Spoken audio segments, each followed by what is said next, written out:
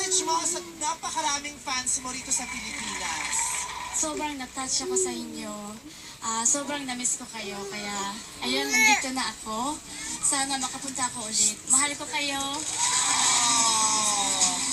O, final question. Kasi meron kami tinatawag itong the unkabogable question. O, ito yung question na hindi laging natatanong sa iyo sa mga interview. Ngayon mo lang marinig, kailangan sagutin mo. Ang tanong ay, anong mas masarap, itlog sa Pilipinas o itlog sa Korea? Korea daw, sabi nila. Anong meron sa itlog sa Korea? Ano daw? Fresh? Fresh! Fresh sa Pilipinas, hindi. Bahala kayo sa buhay niya.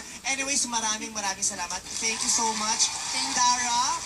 And good luck sa lahat ng mangyayari sa career mo. At sana this is not gonna be the last time na mapupunta ka rin sa Gandang Gabi Vice. Ang dami mong taong napasaya ngayon. Isa na ako doon, being your fan. Thank you so much, Dara. Thank you din sa inyo. Palakpakan niyo naman si Dara. Flowers for you. Salamat. Thank you so much. At kung naisip pong mapanood muli ang episode na ito at iba pang past episodes ng Gandang Gabi Vices, log on to www.aw1tv.com.ph.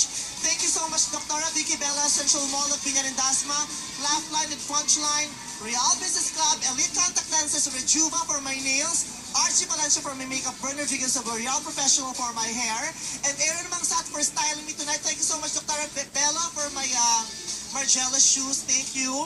And happy birthday, Miss Nancy Yabut. Happy birthday. Maraming salamat sa ating studio audience, sa lahat ng fans sa Santara na dito. Muli, humihingi kami ng paumanhin sa lahat ng mga supporters ni Dara na hindi nakapasok sa ABS-CBN dahil hindi talaga namin kayo ma-accommodate. Pero maraming salamat sa effort. At sa inyo na patulog na pero pinipigil dahil gustong makitawa sa amin. Maraming salamat. Magkita kita tayo ulit next Sunday dito sa